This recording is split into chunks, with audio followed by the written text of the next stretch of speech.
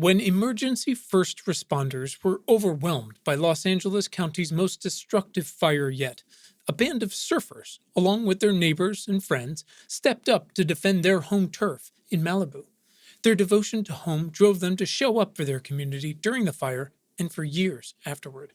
And now, a model they call the Community Brigade program could change everything, leading to more lives and more homes saved during the increasing wildfires across not just California, but the world.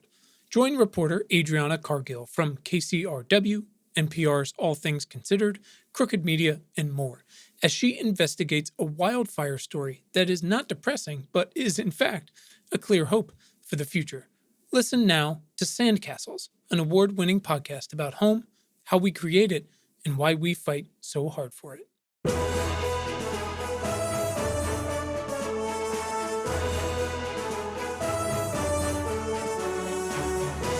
How can I be a better ancestor? This question has haunted and inspired me since way back in 2019 when I first read The Optimist's Telescope, a beautiful, helpful, wonderful, inspiring book by Bina Venkataraman. And then I had Bina on the show. I had to. Because I think it's fair to say that question, how can I be a better ancestor? I think it's fair to say it reframed and focused my work, and now all of our work here. In fact, I was thinking about it and wrote about it just last week in the context of how do we frame action as something that can compound like money? How does action compound over people, collectively, and over time? I wrote, you simply cannot be a better ancestor by hoping shit gets better and posting black boxes on your Instagram stories. You have to do the work for today and tomorrow, and not just in the turns out pretty creepy long-termism, effective altruism way. If you want your descendants to consider you the cool great-great-uncle, you need to drive change today, like right now, so that they know deep down you did what you could to not only alleviate suffering for the people who have it much worse than you do, but to actually make shit better, like way better. Because if nothing else, setting a goal and a foundation of way better now will pay off big time for those folks later. Bina is a journalist. She's an author and a science policy expert. She's the editor-at-large at the Boston Globe and a fellow at the Belfer Center for Science and International Affairs at Harvard. She's been an advisor to President Obama on everything from climate innovation to Ebola, public school science education. She is so well-rounded. It is awesome. So I hope you enjoy this wonderful throwback conversation. It is mid-Trump presidency. It is before COVID, before Biden, with old co-host Brian Colbert Kennedy sharing the mic with me, where we dig into the influence Bina's family had on her perspective and her ideas for how you can value the future, how you can use the tools we have available to us now to both prevent further calamities and also paint a better future. It's called the Optimist Telescope for a reason, but also the biggest obstacles Bina faces in her work. It's really, really important stuff. For more conversations, of course, you can simply scroll back in your feed or visit importantnotimportant.com/podcast. If you got feedback, questions, guest ideas, we're setting up the new season now. Please email me at questions@importantnotimportant.com. Until then, please enjoy my 2019 conversation with Bina Venkataraman. Our guest today is Bina Venkataraman, and together we're going to talk about planning for chaos, strategies when it's basically Mad Max out there. Bina, welcome. Thank you. I'm so happy to be here. We are very happy to have you. Bina, if you don't mind, why don't you tell everybody who you are and what you do? Sure. I'm Bina Venkataraman. I'm the author of The Optimist Telescope, Thinking Ahead in a Reckless Age, new book. And I teach in the program on science, technology, and society at MIT, where I brainwash young college students. Perfect. You're one of those people. Perfect. Like good brainwashing, though. Right. It's different. We need some good brainwashing these days. I'm sure that's what Lennon thought too, but oh no. Anyways, that sounds great. We're so happy to have you. This is going to be a great combo. And then, just as a reminder to everyone, and so I don't know if we talked about it before recording, but we're just going to go over some. Oh, we did great. I was listening. We're going to go over some context for our question, our topic today, and then dig into some action-oriented questions that get to the core of why we should all care about it and you, and what we can all do to support you. Sound good? That's great. Awesome. Bina, we like to start with one important question to set the tone for things. And I know you said you listened to some episodes. So one, my apologies for all that time you can never get back. And two, you cheated a little bit. But if you could you just tell us why you are vital to the survival of the species? Am I? No, I mean, that's for you to answer.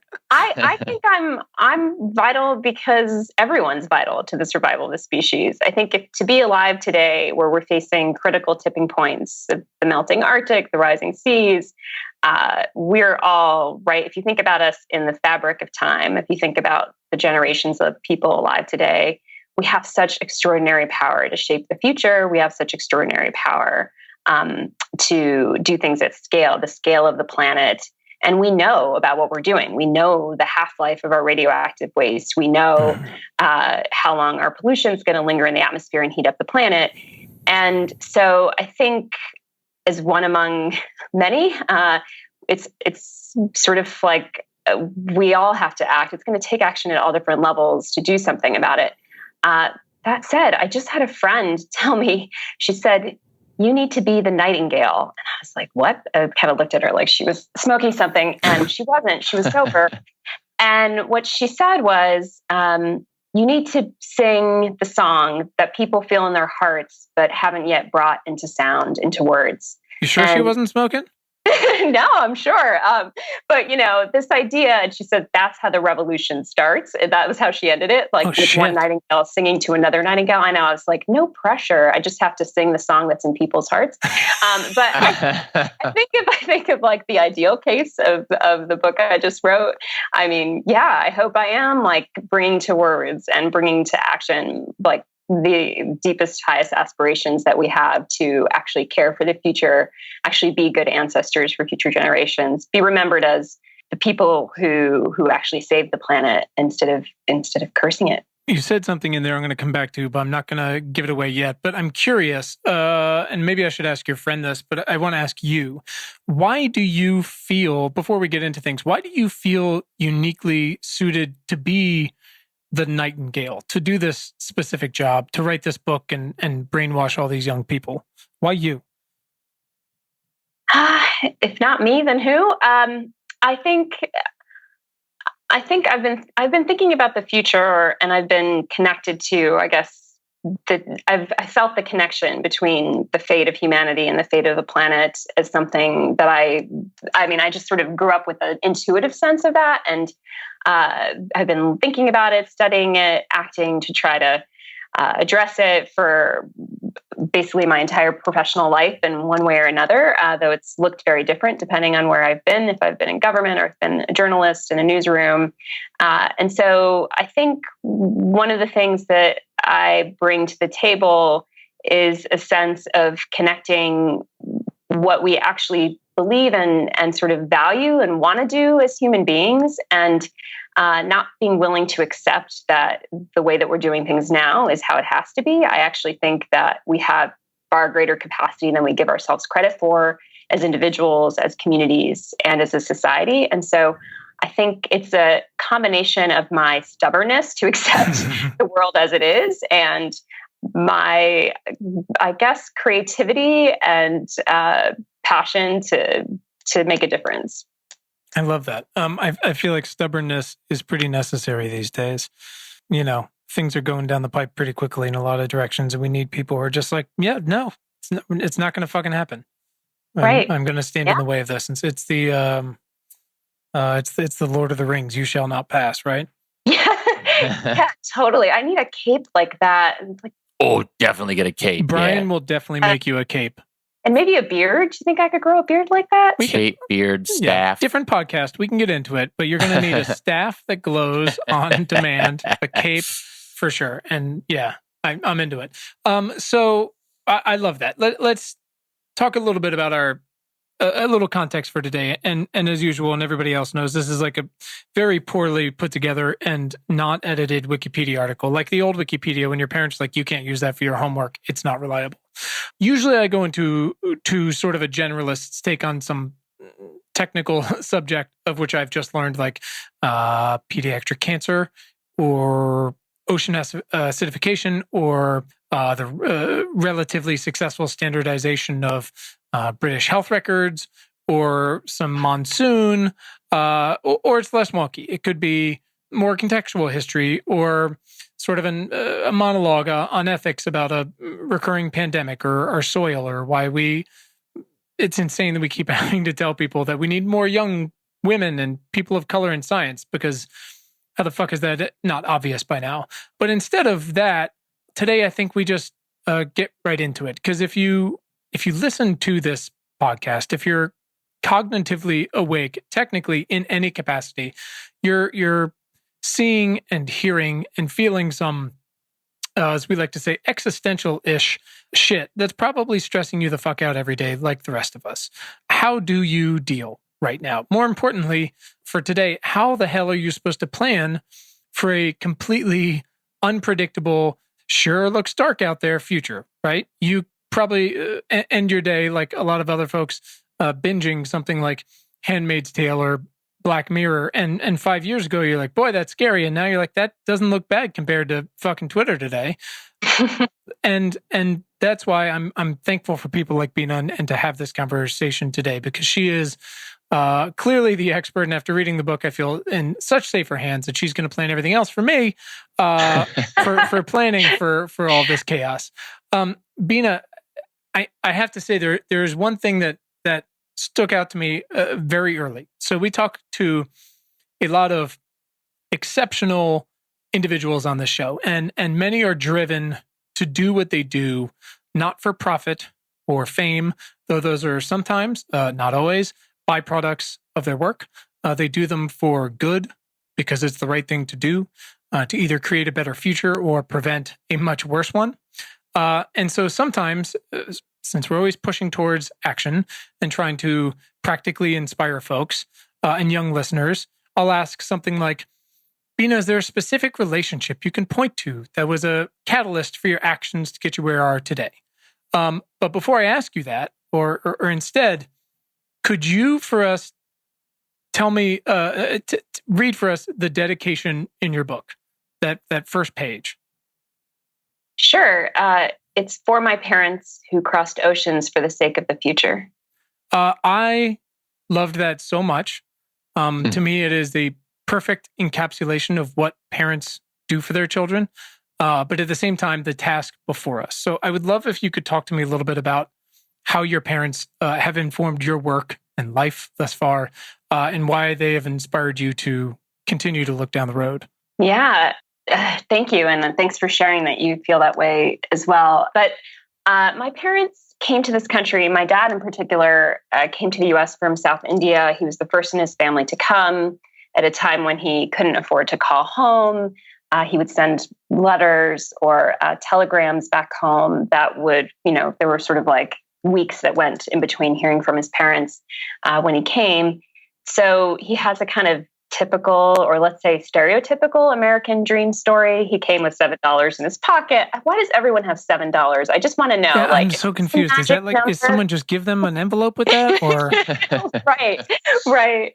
Yeah, and he didn't have a driver's license, but he realized at some point, because he was in Toledo, Ohio, that he needed to be able to drive a car, and so he went to look at this woman's used car. And she was like, okay, it costs whatever, like $100, whatever it was when he finally had that money.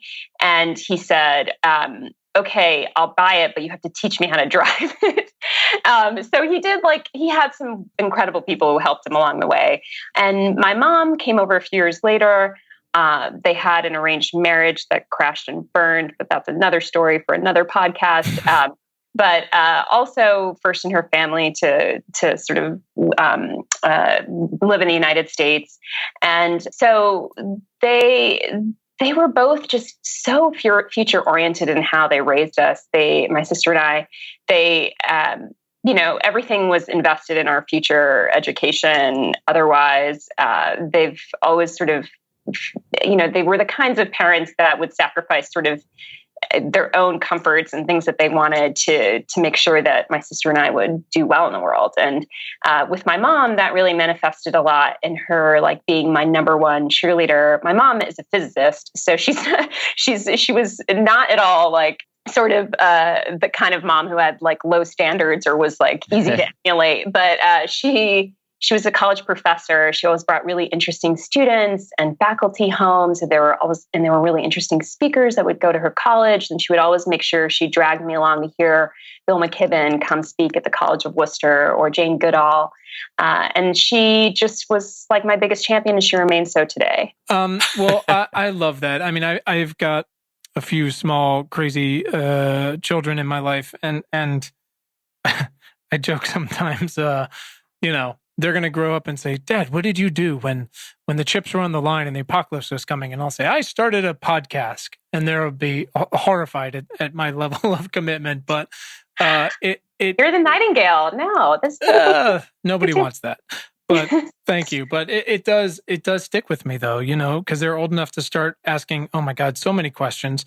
But at the same time, who crossed oceans stuck with me because that's what we try to do every day, right? Right. And I think there's a lot in our culture right now that's encouraging us to sort of focus on the immediate. And part of it is, I think, our dread about the future. It's sort of like, well, if the world's going to hell in a handbasket, as you guys put it, I'm just going to like get what's mine here and now. Sure. But there's so many of us, whether we're parents or people who are just aware of the future, who really are willing to and have the aspiration to cross oceans for the sake of the future. Mm-hmm. And I think it's sort of like we're kind of at odds with where our culture and society is at the moment. But I actually think there's a huge potential to actually take that, what our aspiration is, and make it reality. And your story, your line reminds me of one of the posters I saw. I was in DC for the climate march that happened in April 2017, soon after the Trump presidential election. And there was this beautiful hand-printed poster of a father sitting on a chair and kid, and they're sort of in scuba suits, like a steampunk style scuba suits. And the kid says, Daddy, where were you during the climate wars? So yeah, that really, that image has stayed with me. Yeah, I mean, it's that kind of provocative shit that's going to stick with people and really start the fight, right? I mean, everybody loves, after all these protests, whether it's science or the Women's March or whatever, it's those signs where people go, wow, they just went out there and carried that sign around, huh? That's okay. I guess that's where we are, as people are that fed up that they're willing to go, write this or that or whatever it might be. Right? Yeah, we have to. We can't mince words anymore. And I just loved your writing so much before we really get into the meat of the book. But there's something that did stick with me on this sort of, again, long-term sort of ethos of the whole thing. And you said it before. There's a phrase in there, and it's also in the intro from your publisher that they sent along, which is, what if even in this reckless age, we could choose to value the future and become, quote unquote, better ancestors? I love that because it implies not only what we've been talking about, which is forward thinking, but the idea of making a leap to the future and then looking back and asking, what sort of legacy do I want to leave? If people later are building on our shoulders, like, what are those shoulders made of? What did we do to move this along?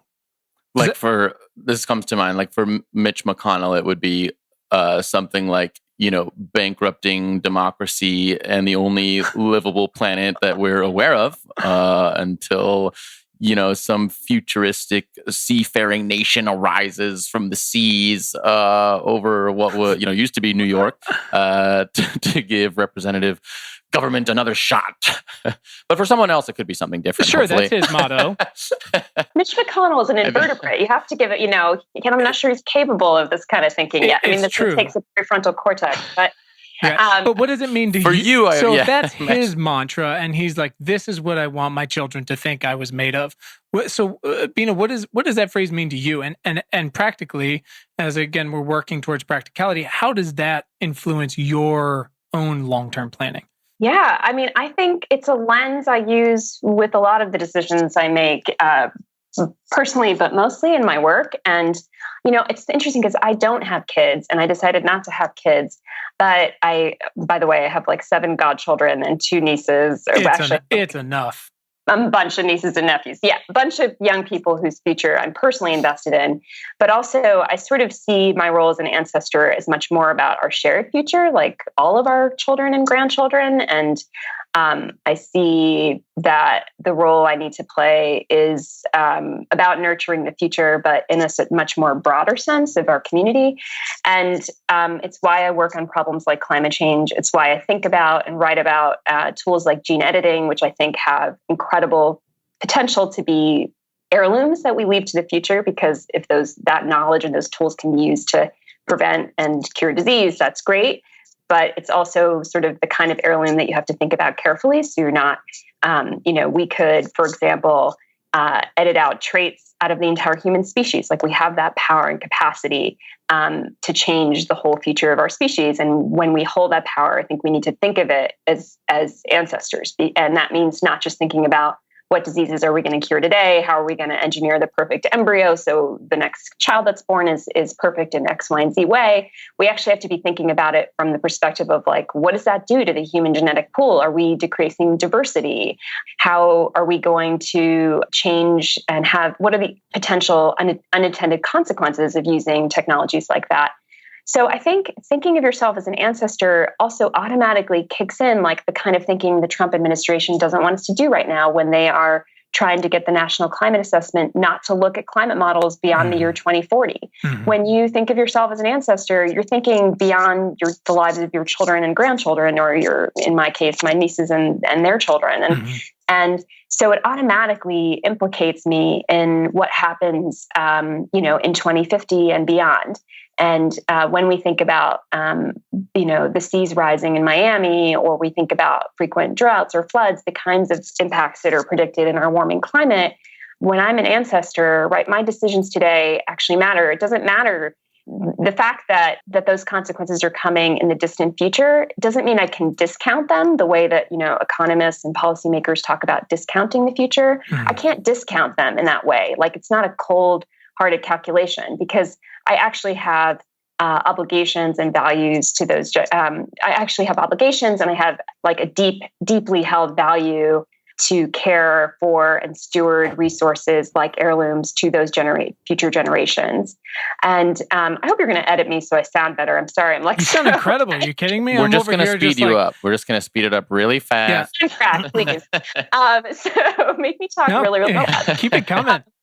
But, the thing is, like, this might sound like pie in the sky, or like I'm like a super idealistic to be thinking in this ancestral way. But the reality is it's kind of a foundational universal value. And you can go back to Thomas Jefferson, who talked about leaving resources to the future unencumbered by the predecessors. So we should be stewarding things for future generations. Teddy Roosevelt spoke about not letting a present day minority squander resources that belong to the future. Edmund Burke, who was this Irish political philosopher who was kind of the godfather of conservatism, wrote about society. His actual idea of society was a partnership among generations. There are these concepts like the public trust doctrine that are sort of in democratic constitutions on multiple continents. And the idea behind the public trust doctrine is that there are certain resources that ought to be held in the trust for the common benefit of generations alive today, but also generations in the future. So this kind of language and aspiration and ideal exists in cultures around the world, in our foundational documents of government and democracy. And the question is, like, how do we act on those aspirations? Because there's a big disconnect between what we see in that language and what we feel in our hearts as our obligation to future generations, and what we're actually doing today collectively. Well, it's interesting. I mean, because it does exist in so many different places, and at the same time, it's not even being considered in so many places, or hasn't been recently, but I feel like people are feeling the need to go back to it. I mean, you look at, like you said, reading the founders or reading Marcus Aurelius or anything like that. It's all about that. It's all about long-term consideration and how if you read those things now, how much it can influence your life. But most people read Twitter. They don't read the founders. They don't read those kind of things. Facebook is, it has more control over most people's lives than any country, and their motto is "Move fast and break things." Right? Where think of "move fast and break things" versus the term "better ancestor." And I think about I'm a science nerd, but I'm a proud liberal arts major, and how many of these technological issues would have never happened or would have been considered differently or rolled out with more attention to detail if there are things like a liberal arts major in chief at some of these companies who could say things like, almost forget better ancestor, but start with, should we do this? Why shouldn't we do this? Who will this affect? Who won't this affect? Will people benefit? Or is this, things like that? And then you can get to better ancestor because it feels like they're so far from it. I look at the other day, we knew this was going to happen when this psycho got elected in Brazil. And he was like, yeah, well, I'm going to cut down the Amazon. Turns out he's cutting down the fucking Amazon, which is like our bulwark against climate change is the Amazon. And it's all for cows that are going to be turned into meat because we can't stop eating meat. And it's like, what are we doing? Yeah. Well, I remember when candidate Trump was still in the Republican primary field and he would say these outlandish things, and people would say, like really smart people would say on Facebook, and people in my life would say, he would never do those things. He would never build a wall. He doesn't mean it literally.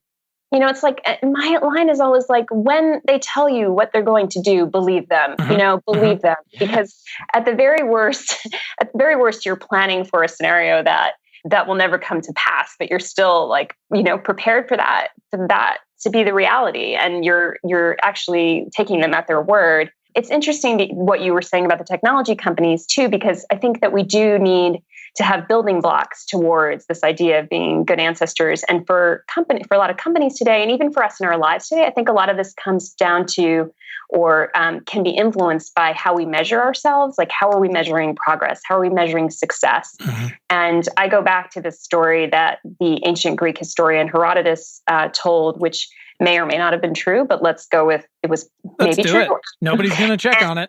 Yeah. Well, yeah, we can't fact check this one so easily, it turns out.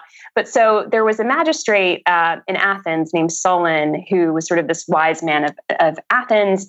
He put into place all these incredible reforms in Athens, like banning the practice of enslaving people for their debts.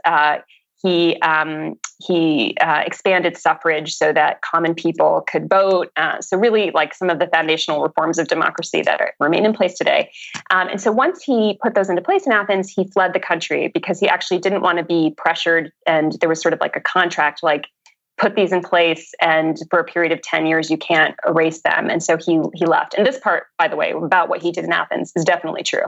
And then he went to, what Herodotus says is he went to Sardis, which is in modern day Turkey, and he met this king, King Croesus. And the king sort of took him on a tour of his palace and his riches and showed him like all his bars of gold and all of his, wealth.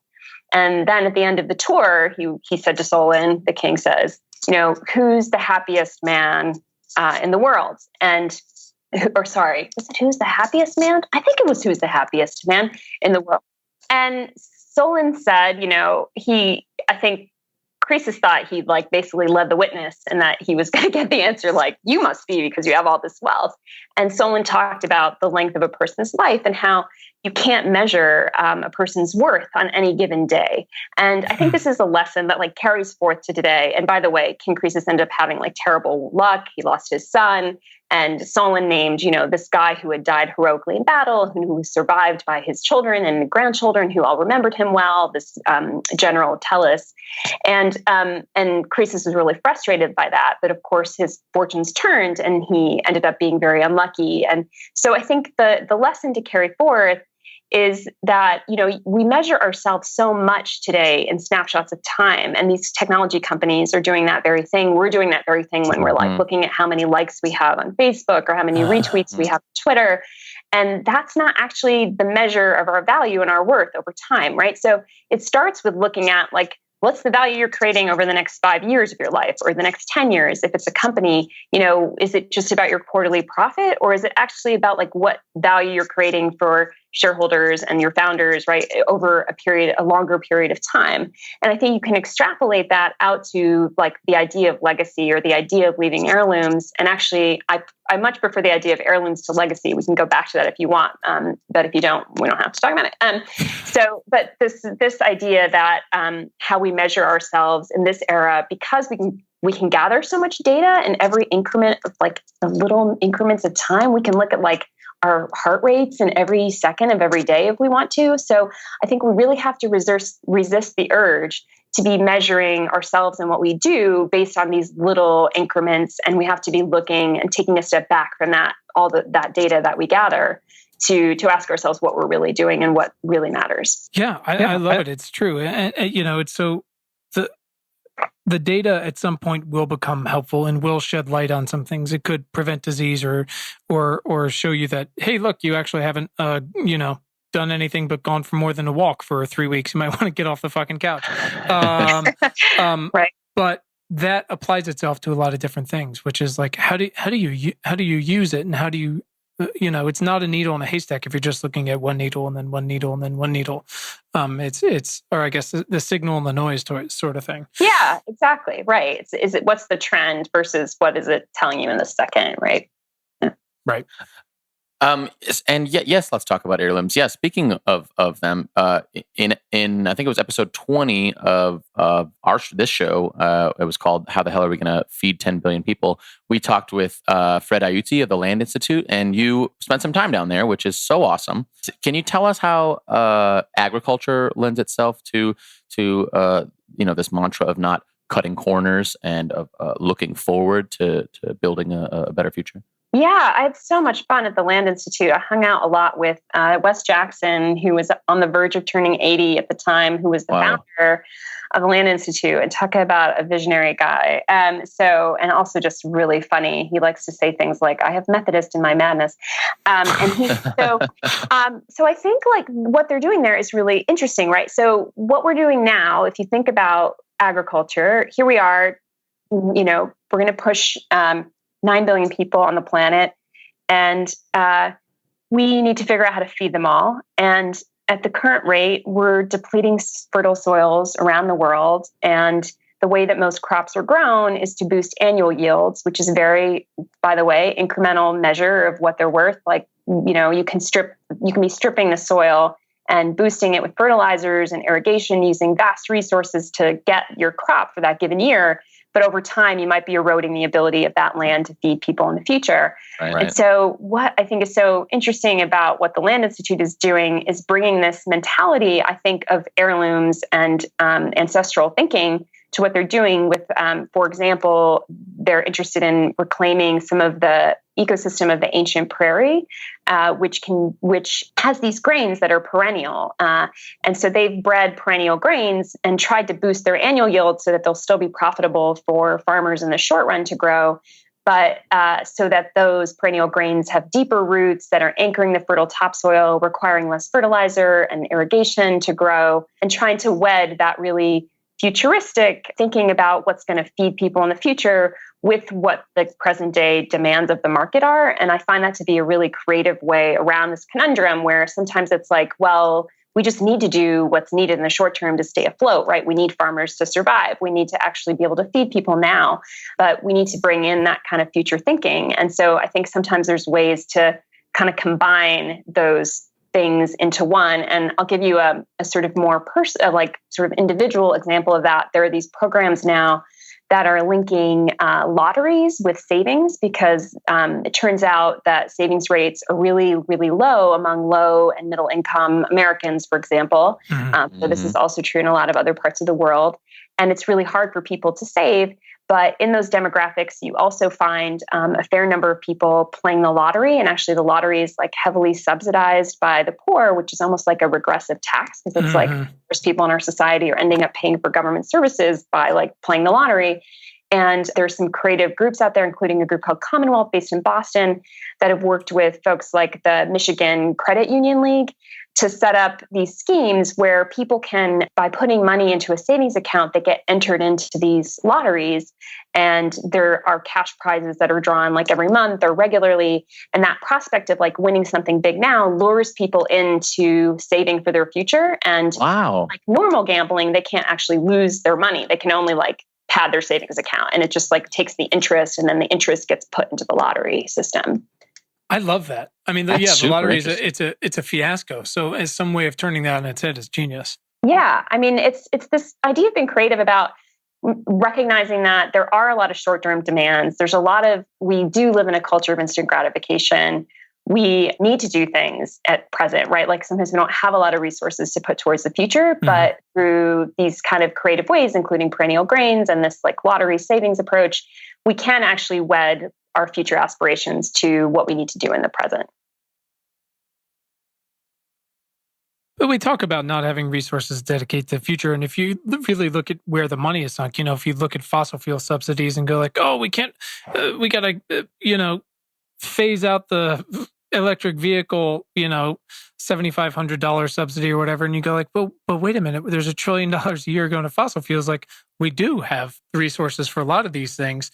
They're just being applied in these institutionalized, horrific ways. Which I recognize, like it's going to be a battle to end those. I think we're on the way, but it's still like there's money to be freed up. Money can't do everything, but I don't know. You hope from the ground up, from the top down, that we can start to get there. So you mentioned this a little bit. It's it is rocky out there, right? This book wouldn't exist if it didn't, right? The current climate or the climate of the climate around us, not our cultural climate, but the actual climate, and the climate of the last, since the last little ice age, couple 100,000 years, it's actually kind of a blip, right? It's perfectly suited for humans, and we've fucking blown it in about 100 years. But it's not just the environment under threat. The rest of the climate is as well, right? We were like, oh, monarchy is a nightmare. We're going to try democracy. We ruined that as well. Some say it's kind of cyclical, but you actually spent some time in the book, and I really liked this, talking about how the failure of government of past great societies wasn't and isn't necessarily inevitable, and how past societies didn't have the tools we do, and this is what you mentioned now, to track, for example, antibiotic resistance. Now that we can, or Google flu, or to look with satellites at deforestation live, like day to day, right? So, for example, for better or worse, we've got these satellites now that can see everything, every minute of the day, and they can use that information to create a historical database, like we were saying, like all this data, look at the long term, and then we have these powerful computers and these algorithms that can parse all of that, weeks or years of it. And we get this comprehensive look, the most comprehensive look we've ever had of all of these interconnected systems. And then the computer says, basically, congrats, you ruined everything. You have 11 years to live, right?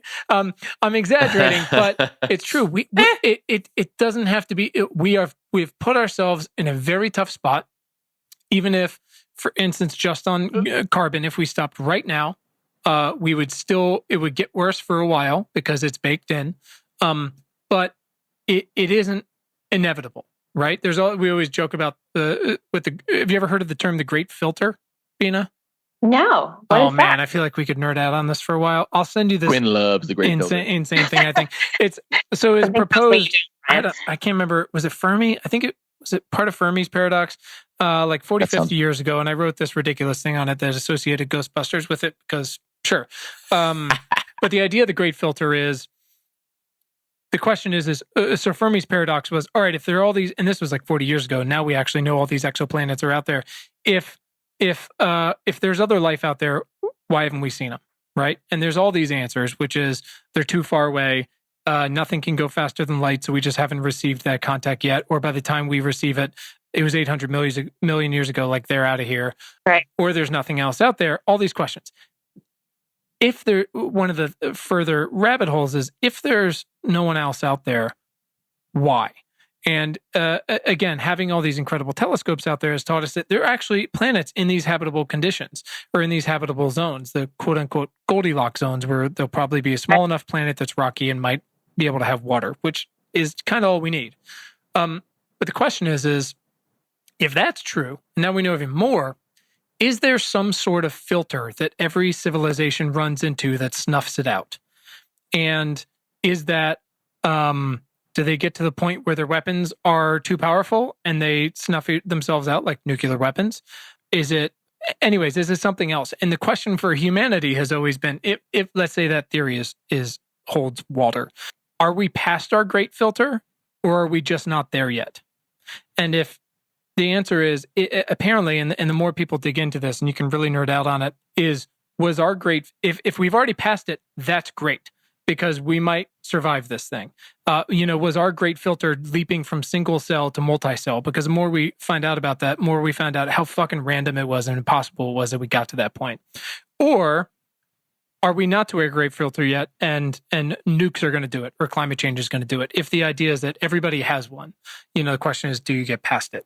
Right. But so I'm exaggerating only slightly, but like you're saying, it's a choice. It's more for us than ever before. And I would love to hear more about that, because I would love to know what the fuck we need to do to skirt back from that little railing on the side of the cliff that we've really backed ourselves up against. Yeah, well, I love that way of thinking about it, because it really forces you to reckon with the fact that there are threats we face that could be, right, that could be existential, and we don't know for sure that they will be. We don't know what the great filter is. I think that's the beauty of it. But the thought experiment that kind of allows that. I think the beauty of the thought experiment, not the beauty of the great filter. Sorry, but easy. It allows us to think about and try to make actually life on Earth better for as many creatures and for ourselves as we can, because it allows us to think about things that are not just existential, but things that are pretty damn awful in general, too. But so, I mean, I guess one of the things that I think about here is that, I call this the time we're living in a reckless age. And just, it speaks to what you were saying, because unlike, like the people who were in Pompeii before Vesuvius blew in 79, we actually have ways to read the warning signs. Like you were saying, we have satellite measurements. We have the record of warm temperatures. We know the power of our nuclear weapons. We know the power of artificial intelligence and gene editing. We can kind of like read the tea leaves much better than sort of previous civilizations that have been wiped out. And so that gives us this incredible potential, right? And the question is, like, how do we act on this, right? Our predictive power is so strong, but how do we actually act on the warning signs that we can save our civilization, so we can save what's best of humanity, so we can, have a more just society, a society that doesn't have such stark inequality and isn't fraying at the seams into conflict, which is, I think, where we're going right now. And so you can't, like, the reason we're reckless is because we actually have the evidence, and we don't seem to be acting on it fast enough. That said, like, what's implied there is that we have the choice, because we have the knowledge and because we actually have the tools in a lot of cases to solve these problems. And I think with climate change, it's very much the case that we have the tools. And when I use the word tool, I don't mean just like the tech, like we have the hardware. I feel like people really need to expand their view of that. And a lot of it's about the human potential of how we're going to solve these problems as communities. And I think so one of the problems, right? Like, why is it like we can have this knowledge of like the polar ice caps melting and not act on it? Or why can we like know and see, right, like our forests disappearing and not act on it? And I think one of the problems is when we think about the future, right? Like the future is in our minds. Like we don't touch it, we don't sense it, we don't smell it. We conjure it in our minds. And one of the beautiful things about being human is that we can conjure in our minds. And, if you talk to evolutionary psychologists and biologists about this and look at the experiments, it seems like we're one of the only, if not the only species that can actually do this, like literally imagine the future. So when a squirrel plans for the future, like by putting away nuts, that's more instinctually programmed. It's not like a vision of the future like we have. But we're not exceptionally good at it, even though we can do it, right? And what we can imagine, like we're good at imagining, like I could win the Powerball, or there might be a terrorist attack because people remember all the images of 9/11. There's a million movies about terrorist attacks, but we're not so good with imagining things we haven't experienced, like slow sea level rise that then makes storms really bad.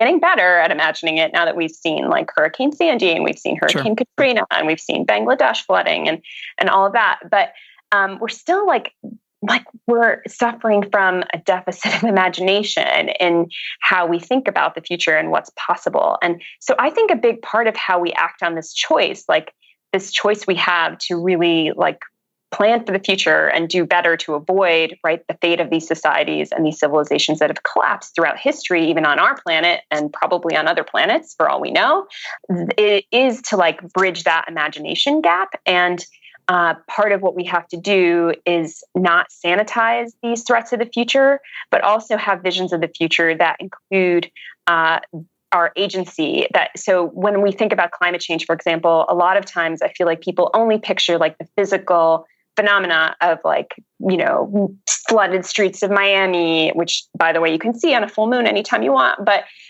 or droughts and people being displaced and conflict and refugee crises. And that is all realistic in terms of what could happen under climate change. But I think if we want to actually get to the point where we're not just like turning away from these scenarios, we have to be also envisioning what we can do differently and how our society could actually be a society that addresses this problem. Like we need to have the positive visions of us solving the problem. And it's, I think of it as like an engaged form of optimism. It's not like believing that the world's going to be fine, but it's like having a picture of what we want society to look like and stepping back from that to ask how we do it. And it's one of the reasons why, people are giving the Green New Deal such a hard time, because they're saying it's going to cost trillions of dollars. At least on Fox News, they're saying that, which is a ridiculous proposition because it's not a policy proposal yet. It's just a political resolution, right? It's aspirational. Right. Policy has to be put together on it.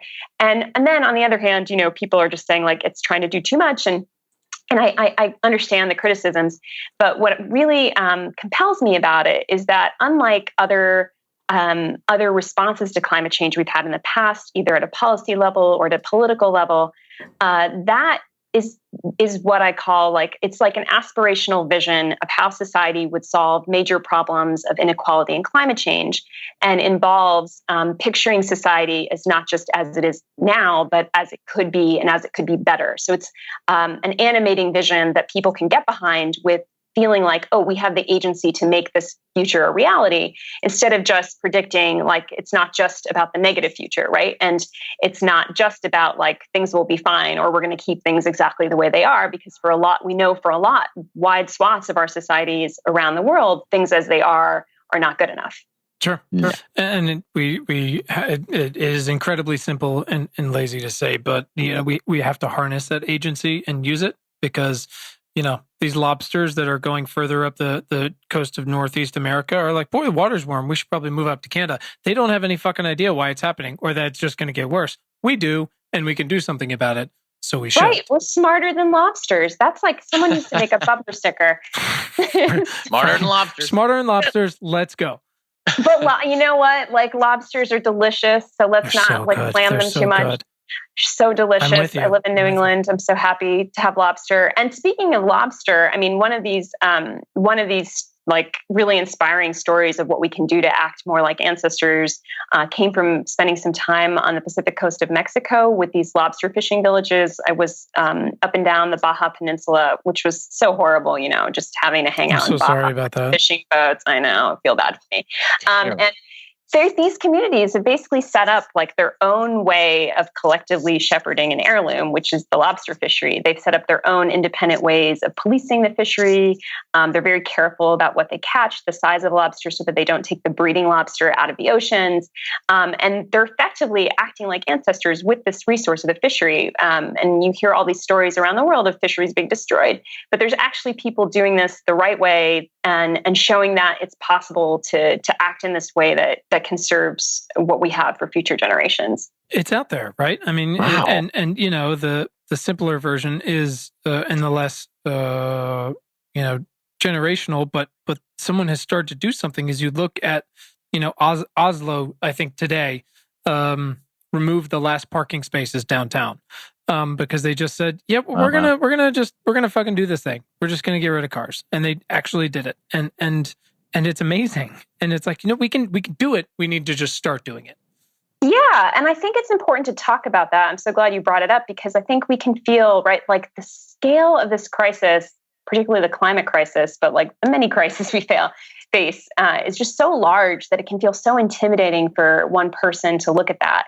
And I think you look at an example and then you could just say, oh, well, that's just Oslo. But as you amass all these examples, as you look around the world, which I did for my book, like you start to see that there's just like an incredible number of people and communities and businesses and organizations and even governments that are doing things that matter and that show a model of how we can actually act in this way and actually plan for the future in this way. And what we need to do is learn from their example, replicate them, and continue to build, right, more examples of this so that they all become larger than the sum of the parts. We can do it. Just gotta do it. It seems so easy. Yeah. Bina, we mentioned it before. You're clearly the Nightingale, or the Oracle from the Matrix. But oh, man, I feel like so good about myself now. Mm-hmm. That's what we like to do here. Yep. Yeah. What are the biggest obstacles that you run into? Where do you find yourself running into the ground, or are there things that you're running from? What am I running from? I haven't had to run from anything recently, but good. I do think like there's this tendency to sanitize the threats of the future, right? Because it's easier to just focus on what's immediate and not take seriously these threats of the future. And so we have to find ways to help people take them more seriously. And one that I came across that I wrote about was using role play games to help communities, right, like really contend with sea level rise. So you give people a scenario, and these games kind of occupy the space between fiction and reality because people are willing to kind of play the game. So it's like, if you play Monopoly, like you're not going to really like own Atlantic Avenue, but like you suspend your disbelief for the game. Hold on. Pretty sure I'm the owner of Atlantic Avenue. So. Oh, I'm so sorry to break it to you. I know I'll do later. But so, and then they're playing the game, and then they realize that these scenarios after the game's done, there was a study in Nature done on this that people then feel engaged and they feel actually more like they have an opportunity to plan for sea level rise in their community. This was done in several communities. And so I think there are ways to help people really engage with these scenarios of the future in a way that makes them feel like there's something they can do about it and not just, right, like they're not just the victims in this doomsday that's coming. Right. Yeah. And well, on that note, I think we can start to work towards how we can actually help folks take action. Give them a little preview of the book to come. Brian, you want to take us through that? Yeah, of course. Yeah, we, what we like to do is lay out some ways that our listeners can take action with their voice, their vote, and their dollar to help support your mission and our mission as a people. So let's get into it. How can our listeners support you with their voice? We like to, if we can, come up with some like big, actionable, specific questions that we could be asking of our local representatives that could help support you. Yeah, I think we need to be asking our politicians, candidates, we need to be asking them, what are they doing about problems that face future generations? What are they doing about climate change? How are they investing in education? What's their plan for not just the next generation, but the generation after that? We need to be holding them accountable for what they do to act not just on immediate problems, but on future problems. So, and one thing I want to say about voting, and I hope I'm not like just going way off the rails of what you actually want here. So just please, that's what we do here. reel me back in if I am. When you're thinking about voting, especially in this upcoming presidential election, do not do not fall into the trap of failing to imagine what's possible. I feel like we're all reeling from the 2016 election still, and with due reason. But what's happened in the past, right, is only so much of a precedent, right? We live in unprecedented times. We never could have seen or envisioned, right, the Russians interfering in social media to manipulate our elections. We are facing unprecedented sea level rise. And so don't let the inability to imagine something different than what we've seen before in our political leadership keep you from embracing and voting for candidates and ideas that you believe are right for this society, right? Like, let's not regress or retreat to what we've known before. So that I feel like is just an important like lens to put on your voting and how you think about it. And with those candidates, right, like we need to be really holding them accountable, asking even at the local level of our candidates, what are the consequences of this policy going to be for the next generation? Like, how should I be thinking about this for the future, especially if you're young? And even if you're not young, you probably care. So if you're listening to this, you probably care. So I would just say, like, keep that lens of being an ancestor in how you act and how you vote and how you think at that level. I think as consumers, if you consume, which you probably do, we all do, that's another way to really use your power, like looking at companies that actually are thinking long-term about their impacts, looking at their supply chains to figure out how they can do better environmentally and socially. I think it matters a lot. And I think we saw this with like Nike and the Colin Kaepernick, right? Like protests that they just responded to the fact that consumers have this incredible power and are outraged by how the NFL treated Kaepernick for taking a knee to protest injustice. And so I think that companies are responding to consumers who care, and we need to continue to show them both that we care, but then I also I bought a pair of Nikes after that. I was like, I'm going to reward this company for doing this. And I think there are like different ways, different issues that depending on what you care about when it comes to the future, that you can find ways to support the companies that are actually acting on those values. Yeah, that sounds about right. That seems pretty specific to me, and I'm not sure if we've ever really had a voting sort of perspective like that, which I think is really helpful. Which is, it goes back to earlier in the conversation, which was, he's saying all these things when he was candidate, and look, he did all of them after everyone said he's not going to really do that. It's you use your imagination and use it. To imagine what would happen if he wins again, but also to imagine what we can do. And that's what I thought. There was a great article, and obviously there's 20 candidates, so everyone is still picking their own, including myself. But I can't remember, was it New York Times columnist who said, "I want to live in Elizabeth Warren's America." Right. And it's taking that and going oh my God, what if we had that? And hers is obviously helpful because she's so fucking specific about everything, and that's the joke, right? She's got a plan for everything. But if you take a minute and you write a story in your mind about taking all of those things and imagining okay, 4 years from now, what could that feel like? And it's holy shit, I want to be there. I get it, and do that. Do that. Find who your person is, and then of course everyone has to get in line at the end, or else we're going to die. But right. And what I worry about is people aren't doing what you're saying. They're actually they're asking themselves yeah, but who's electable? Who's really electable? They're so worried about what happened, right? And I get it. We're all worried, right?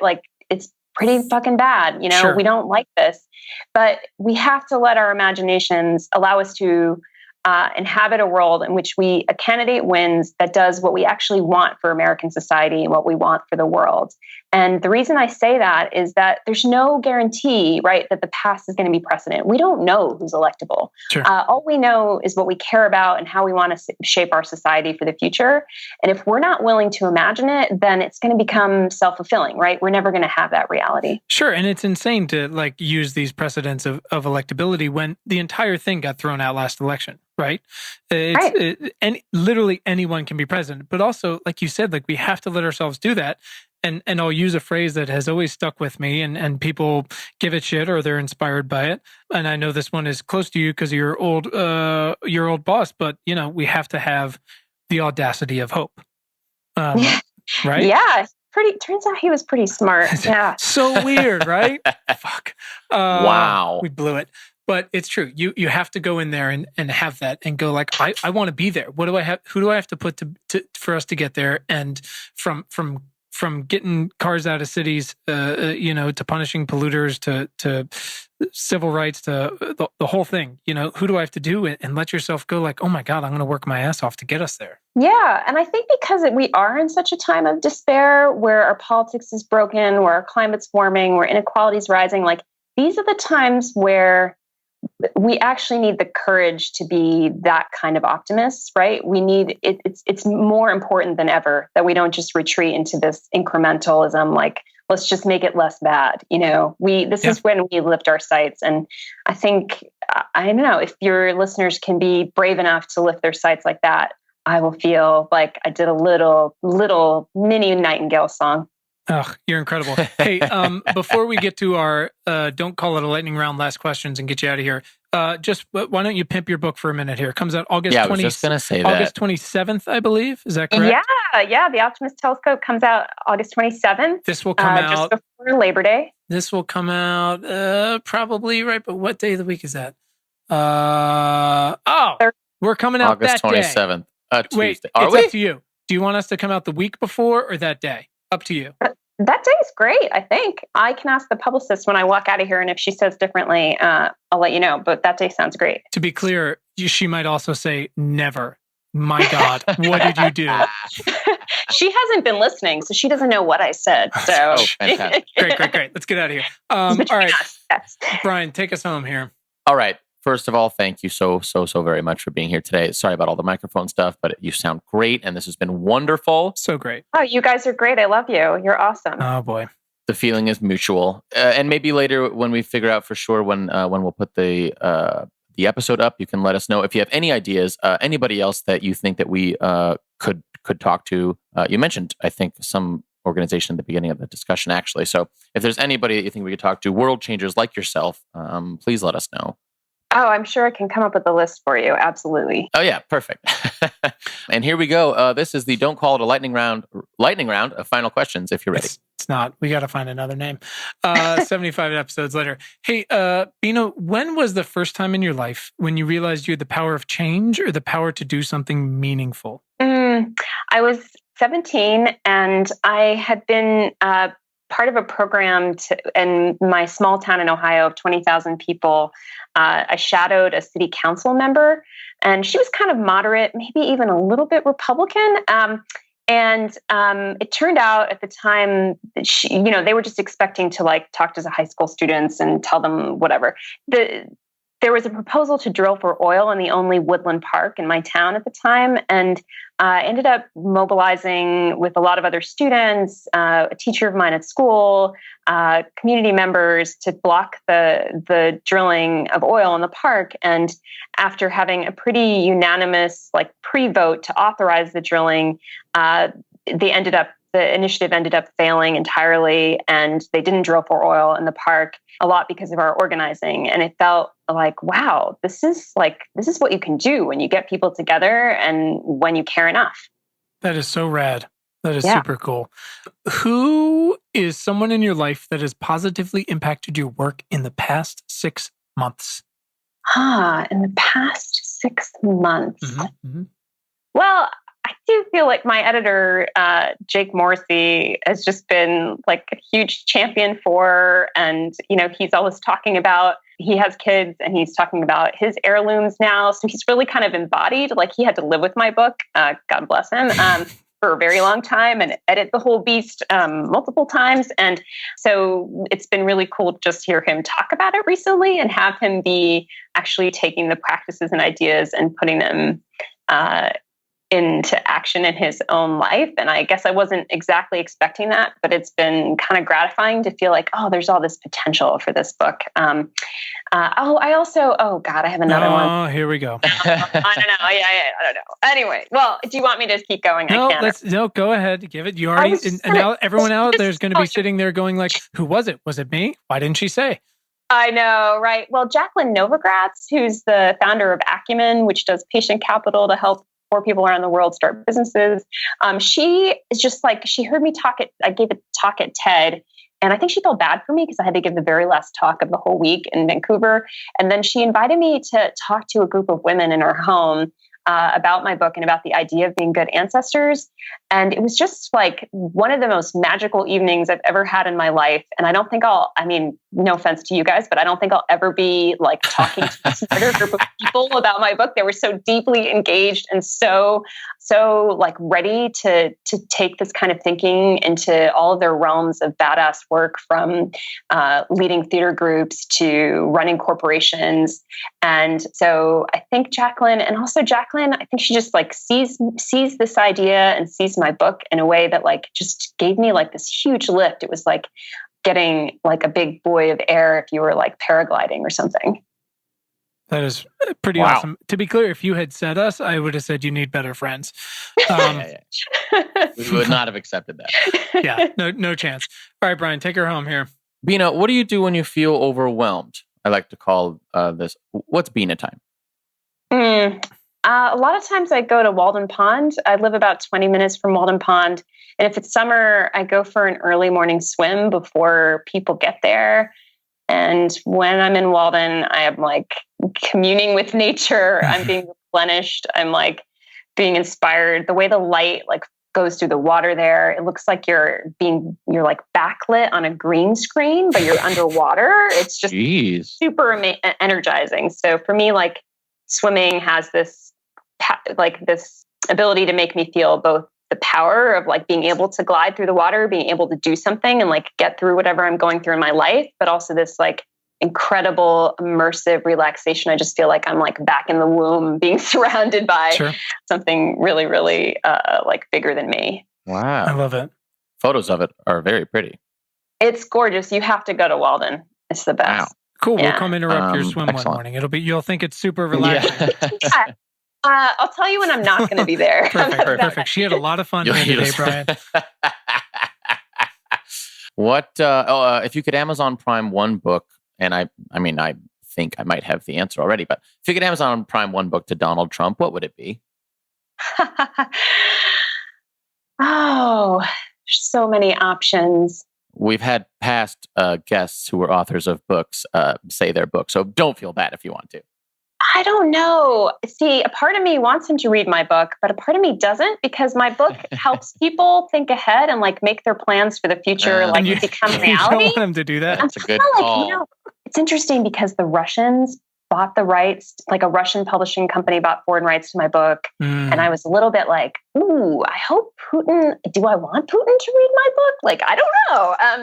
Anyway, it's like Biff with the almanac. Right. Yeah, exactly. One book. We've had coloring books, the Constitution, everything in between. No, I just feel like I should have this on the tip of my tongue, and I don't. Take your time. I should have listened to the end of your episode. Now it comes out. I was trying to get through multiple ones. You know what I mean? Sure, no. We got. You listened to two good ones. Most of two good ones, Brian. Most of two good. I think. Would he even care? Does he read? See, yes. Look, let's just imagine someone's reading it to him or something like that. Someone's reading it to him. How about we start with something pretty basic level of comprehension, like the Lorax? It's so good. Yes. Which, by the way, I read to my niece the week of, it was like a few days after the presidential election of 2016. I read it to my then 3-year-old niece, and I wept. So I don't know how you could not be moved by that book, but worth a try. It's a pretty good one. Well, listen, Bina, where can our listeners follow you on the internet? They can follow me at BinaJV on Twitter and check out the Optimist Telescope. I think if you just Google that, you'll find me. You doing a book tour? I am, yeah. Starting in DC at Politics and Prose on the 3rd of September, then Harvard Bookstore in Boston on September 5th, Core Club in New York on September 9th, and on from there, Brooklyn Book Festival, Boston Book Festival. There should be some other places in other parts of the country too. Cool. Brian will just follow you wherever you go. Yeah. I can be like your personal assistant. Whatever you need, just let me know. It's great. No, I would love to see you guys if you can make it to any of the above. We will. I think I'll be in LA. I'll be in LA in November. You don't need to come to LA. I mean, it's overrated. Summit. Do you ever go to Summit LA? Do we what? Have you ever been to the Summit LA, the conference? I don't think so. Check it out. It seems like it's Summit LA, okay. cool. All right. We got to get out more. Bina, this has been fucking great. Thank you so much for all your time. We kept you for quite a while here. And for your book, which I just devoured and loved, and I'm clearly going to hand out to quite a lot of people who need it, but not the people that I don't want to have it. That's right. Be very clarify. Clear. That's right. It is. We don't need this thing weaponized. But I hope it does awesome, and the book tour goes great, and we really appreciate you thinking this way and urging everyone else to do it as well. Thank you guys. You guys are fantastic. You're so awesome. This is a lot of fun, and I really love what you're doing. I think it means a lot, and it's making a difference. Thanks to our incredible guest today, and thanks to all of you for tuning in. We hope this episode has made your commute or awesome workout or dishwashing or fucking dog walking late at night that much more pleasant. As a reminder, please subscribe to our free email newsletter at importantnotimportant.com. It is all the news, most vital to our survival as a species. And you can follow us all over the internet. You can find us on Twitter at importantnotimp. Just so weird. Also on Facebook and Instagram at Important Not Important, Pinterest and Tumblr, the same thing. So check us out, follow us, share us, like us, you know the deal. And please subscribe to our show wherever you listen to things like this. And if you're really fucking awesome, rate us on Apple Podcasts. Keep the lights on. Thanks. Please. And you can find the show notes from today right in your little podcast player and at our website, importantnotimportant.com. Thanks to the very awesome Tim Blaine for our jam and music, to all of you for listening, and finally, most importantly, to our moms for making us. Have a great day. Thanks, guys.